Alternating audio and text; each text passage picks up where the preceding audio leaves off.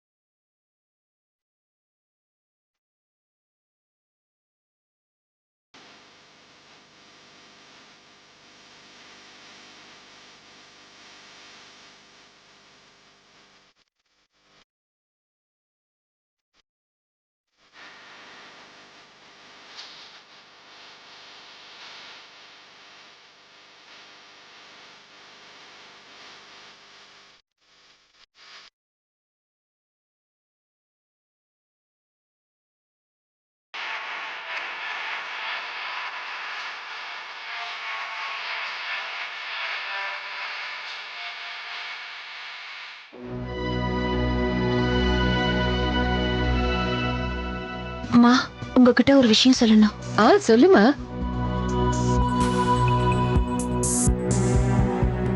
ராதிகா, என்னம்மா? நீங்க உட்காருங்கம்மா.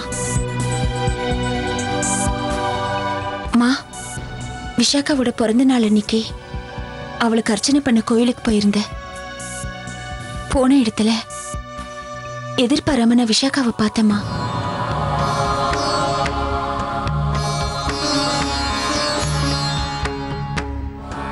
மா, சொன்னா நீங்க நம்ப மாட்டீங்க. அவ ரொம்பவே மாறி இருக்காமா.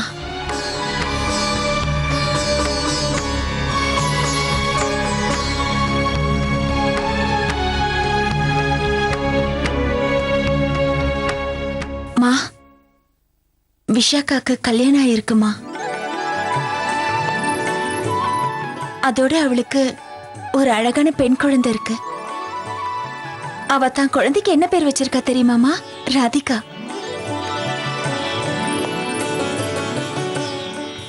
மா, அவ தான் கல்யாண வாழ்க்கையில ரொம்ப சந்தோஷமா இருக்கா.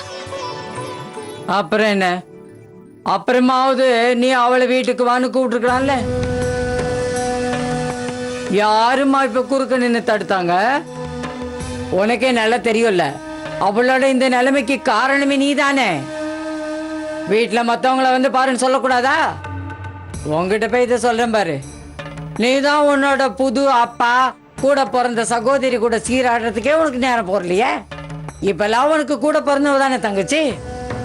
அவளோட சந்தோஷம் தானே உனக்கும் சந்தோஷம். உனக்கு எங்க குடும்பத்தை பத்தி ஒரு துள்ளி கூட அக்கறையே இல்லை. பார்த்தாலே தேவிக்கு, இதனாலதான் ஆரம்பத்துல இருந்து சொல்றேன், நம்ம சொந்தம் தான், வெளி சொந்தம் தான்.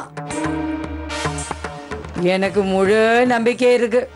இதோ இந்த சனிய அந்த விஷாகாவை கூட்டிட்டு வர கொஞ்சம் கூட முயற்சி பண்ணவே மாட்டா. அம்மா, அம்மா,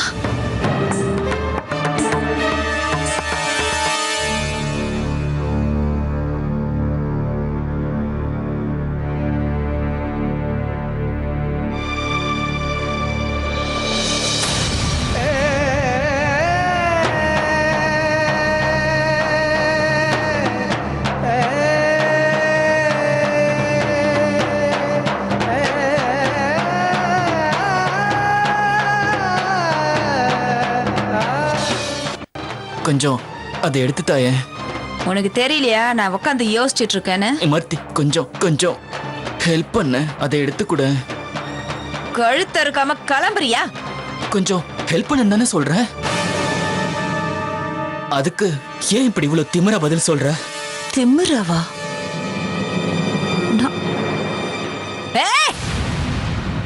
யார பார்த்து திமிர் பிடிச்சவன் சொல்ற?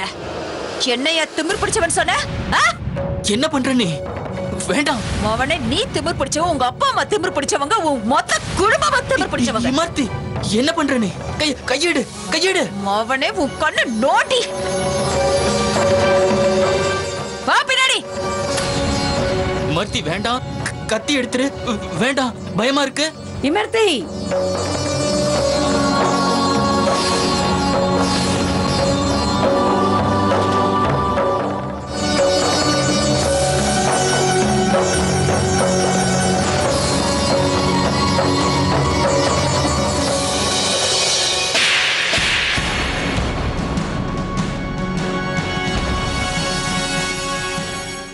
கிழவா, உனக்கு இவ்வளவு கேவலமா நடந்துக்கிறதுக்கு உனக்கு வெக்கமா இல்ல?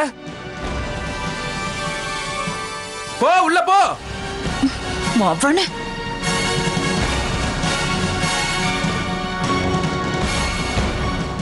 நான் உங்க எல்லார்கிட்டயும் இம்மர்த்தி சார்பா மன்னிப்பு கேட்டுக்கிறேன்.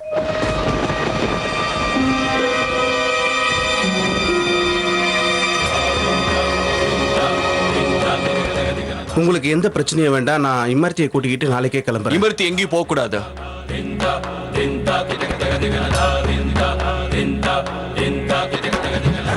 நீங்க எல்லாரும் எதை கவனிச்சீங்க? இமர்த்தி விவேகானந்த் என்ன செஞ்சானு தானே? ஆனா அதனால என்ன நடந்ததுன்னு நீங்க யாருமே பார்க்கலையே பாட்டிமா. விவேகண்ணா எந்த ஒரு உதவி இல்லாம தனியா நிக்கிறாரு பாருங்க.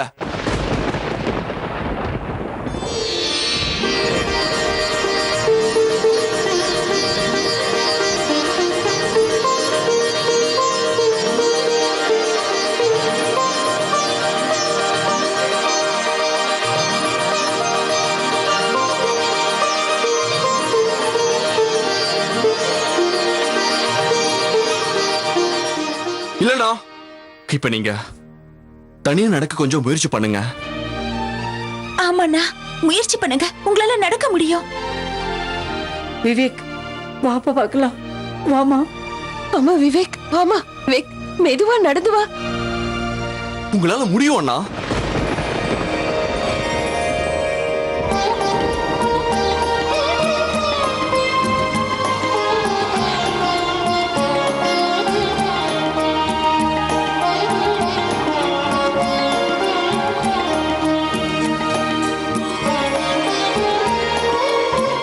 முடியும் அண்ணா.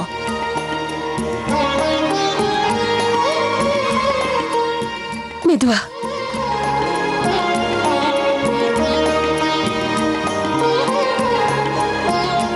ஆக்சிடென்ட் ஆனதுக்கு அப்புறம் விவேக் நடந்து நான் பார்க்கவே இல்லை. இன்னைக்கு அவன் நடக்கிறத பார்த்ததும் என் மனசு குளிர்ந்து போச்சு. எனக்கு ஆச்சரியமா இருக்குப்பா. அண்ணன் சீக்கிரமா குணமாயிருவாருன்னு தோணுது. அண்ணன் நீங்க எப்படி தனியா நின்னீங்க? அதுக்கு காரணம் இமர்த்தியும் கிட்ட அப்படி நடந்துக்கிட்டு தானே காரணம். நான் இப்பவே போய் அவளுக்கு நன்றி சொல்லிட்டு வரேன். இல்ல இல்ல இல்ல, அவகிட்ட இப்ப போய் பேசினா நல்லா இருக்காது. அவ கொஞ்சம் கோவமா இருப்பா. நான் அவகிட்ட அப்புறமா சொல்லிக்கிறேன்.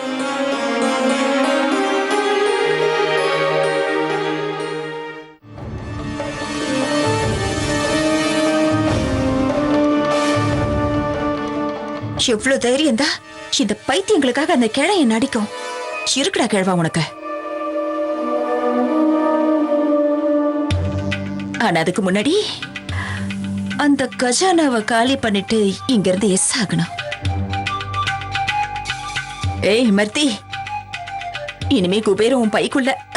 இத்தனை வருஷமா முயற்சி பண்ணி முடியாதுன்னு விட்ட காரியத்தை இன்னைக்கு இமர்த்தி இவ்வளவு சீக்கிரம் நடத்தி முடிச்சிருக்காளே. நம்ம விவேக் இப்ப மறுபடியும் நடக்க ஆரம்பிச்சிட்டான். ராதிகா, சொல்லுங்க பாட்டிமா. நீங்க வந்து உட்காரு. அம்மா, நீ கர்ப்பமா இருக்கிற பொண்ணு, கொஞ்சம் கவனமா நடந்துக்கணும்.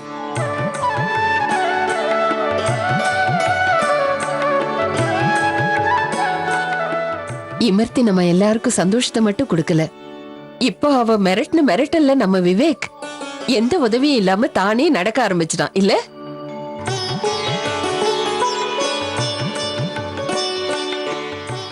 தாராசங்கரையா, உங்களுக்கு எந்த ஆட்சேபனையும் இல்லைன்னா எங்க விவேக்குக்கு இமர்த்தியை கல்யாணம் பண்ணி வைக்கலான்னு.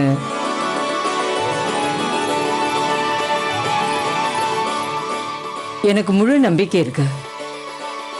அவளை கல்யாணம் பண்ணா அதுக்கப்புறம் நம்ம விவேக்கோட வாழ்க்கை ரொம்ப நல்லா இருக்கும்னு நினைக்கிறேன்.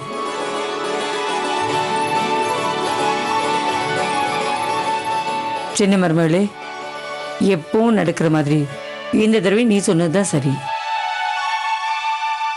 பாட்டிமா, இந்த கல்யாணம் எனக்கு வேண்டாம்.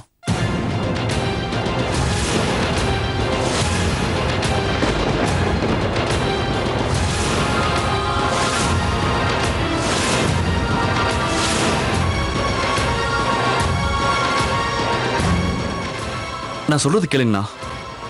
நீங்க உட்காருங்க. தேவா, நான் ஏற்கனவே வாழ்க்கையில ஒரு தடவை அனுபவப்பட்டது போதும். மறுபடியும் என் வாழ்க்கையில வேதனையை அனுபவிக்கவோ அவமானப்படவோ நான் விரும்பல. தயவு செஞ்சு என்னை விட்டுடுங்க. நீங்க முதல்ல உட்காருங்கண்ணா.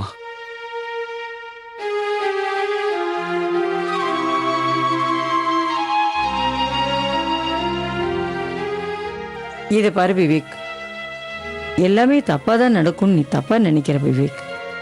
எல்லாருமே ஒரே மாதிரி இருக்க மாட்டாங்க. எனக்கு நல்லா தெரியும் விவேக். இமர்த்தி நிச்சயமா மிருணாளினி மாதிரி கிடையாது. அவ நிச்சயமா உனக்கு ஒரு நல்ல மனைவியா நடந்துக்குவா.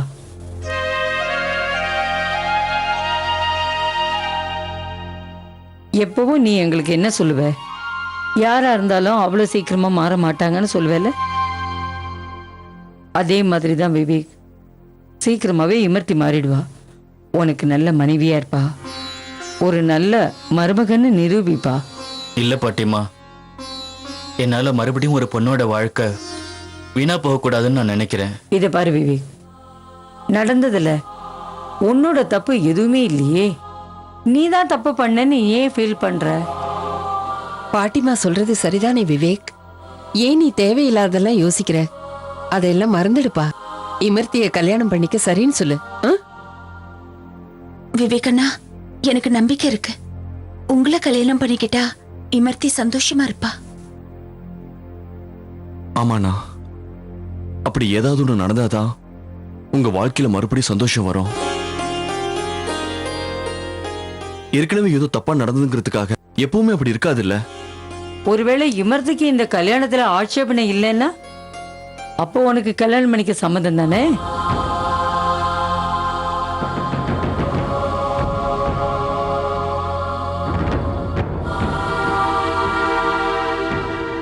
அதுக்கப்புறம் உங்க இஷ்டம். இமர்த்தி கிட்ட நான் மெதுவா பேசிக்கிறேன். அதுவும் இல்லாம அவ நிச்சயமா இந்த கல்யாணம் வேண்டான்னு சொல்றதுக்கு எந்த காரணமும் இல்லையே. அதுக்கப்புறமும் நாம ஏன் காத்திருக்கணும்? விவேக்குக்கு நாம சீக்கிரமா கல்யாணத்தை பண்ணி வச்சிட வேண்டியதுதான். நாம நிச்சயதார்த்தத்துக்கு சீக்கிரமா முகூர்த்த குறிச்சு வச்சிடலாம். கண்டிப்பா. உண்மையிலே இது ரொம்ப சந்தோஷமான விஷயம். நானும் என் தங்கச்சியும் ஒரே வீட்டுல ஒன்னா வாழ போறோம்.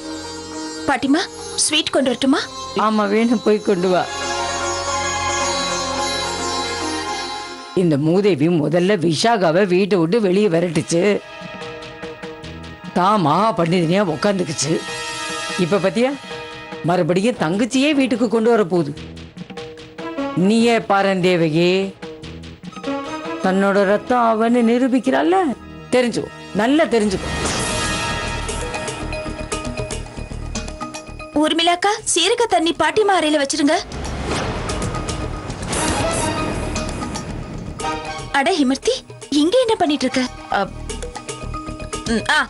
தாகமா இருந்ததுன்னு தண்ணி குடிக்க சமையல் அறைக்கு போறேன். சரி, அதுக்காக நீ ஏன் இவ்ளோ பதட்டமா இருக்க? நானா பதட்டமா இல்ல, நான் உனக்கு நன்றி சொல்றதுக்காக வந்தேன்.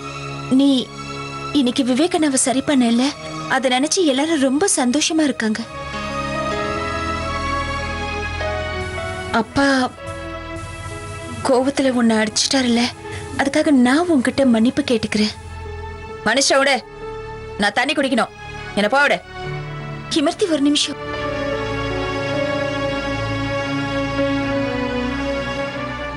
உனக்கு தெரியுமா இன்னைக்கு இந்த குடும்பம் எவ்வளவு சந்தோஷமா இருக்குன்னு? அதனால அவங்களுக்கு உன்னை ரொம்ப பிடிச்சு போச்சு தெரியுமா? என்னால நம்பவே முடியல. உன்னை அவங்களுக்கெல்லாம் இவ்வளவு சீக்கிரம் பிடிச்சு போகுன்னு நான் சத்தியமா எதிர்பார்க்கவே இல்லை. அப்படியா? ரொம்ப சந்தோஷம்.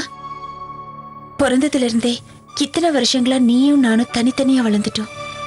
ஆனா இப்ப நடக்க போற ஒரு விஷயத்தினால இனிமே நீயும் நானும் எப்பவும் ஒன்னாவே இருக்க போறோம். அப்படி என்ன விஷயம் அது?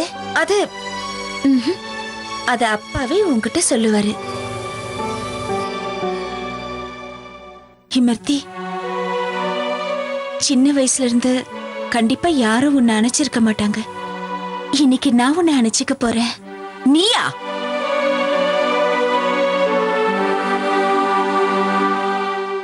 யாரோட அரவணைப்பும் இல்லாம நீ இவ்வளவு நாளா வளர்ந்துட்ட. ஆனா இனிமே நீ எப்பவுமே என்னோட அரவணைப்புல இருக்க போற இமர்த்தி. எனக்கு தெரியும் இமர்த்தி, ஒரு தாயோட அரவணைப்பு உனக்கு கிடைச்சிருக்காது. ஆனா இனிமே நான் தான் உனக்கு அம்மா, அப்பா, அதோட சகோதரி. எல்லா உறவும் நான் தான். என் சகோதரிக்கு செய்ய வேண்டிய கடமையை செய்யறதுக்கு எனக்கு வாய்ப்பு கிடைச்சிருக்கு. அதை நான் கண்டிப்பா நிறைவேற்றுவேன். என்னோட இந்த கடமையில இருந்து நான் தவறவே மாட்டேன். நாளைக்கு உன் வாழ்க்கையில ரொம்ப முக்கியமான நாளையில இருந்து உன் வாழ்க்கையே மொத்தமா மாறிட போகுது.